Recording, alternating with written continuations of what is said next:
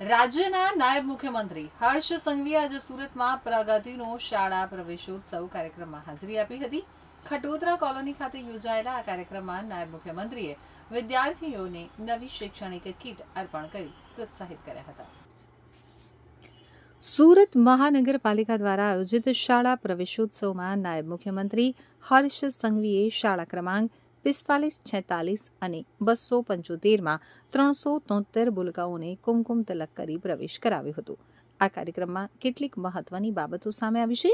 નાયબ મુખ્યમંત્રીએ ગૌરવ સાથે જણાવ્યું હતું કે સુરત મનપાની શાળાઓમાં શિક્ષણની ગુણવત્તા સુધારતા ખાનગી શાળાઓ છોડી અને 4708 વિદ્યાર્થીઓએ સરકારી શાળાઓ પર પસંદગી ઉતારી છે. હાલ સુરત મનપાની વિવિધ માધ્યમોની શાળાઓમાં આશરે 1,99,186 વિદ્યાર્થીઓ અભ્યાસ કરી રહ્યા છે. વિદ્યાર્થીઓને ઘરના પોલીસ બનવા હાકલ કાર્યક્રમ દરમિયાન નાયબ મુખ્યમંત્રીએ ટ્રાફિક સુરક્ષા ઉપર ભાર મૂકતા વિદ્યાર્થીઓને ઘરના પોલીસ બનવા અપીલ કરી હતી. તેમણે કહ્યું કે જો માતા પિતા હેલ્મેટ પહેર્યા વિના બહાર જાય તો બાળકોએ તેમને અટકાવવા જોઈએ અને હેલ્મેટ પહેરવા માટે આગ્રહ કે જીદ કરવી જોઈએ. તેમણે શિક્ષકો અને વાલીઓને મોબાઈલના વધુ પડતા ઉપયોગથી બચવા અને બાળકોને રમતા હસતા શિક્ષણ આપવા તથા સ્વચ્છતાના પાઠ શીખવવા ખાસ અનુરોધ કર્યો હતો. કાર્યક્રમમાં મહાનુભાવો દ્વારા શાળા પરિસરમાં વૃક્ષારોપણ કરવામાં આવ્યું હતું અને સૌએ ટ્રાફિક નિયમોના પાલન તથા જવાબદાર નાગરિક બનવાના શપથ લીધા હતા.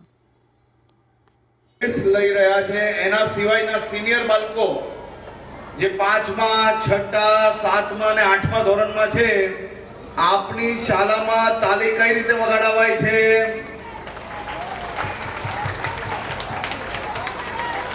હું 1 2 3 કરીશ, પછી વગાડજો બધા સાથે. બરાબર છે? 1 2 3.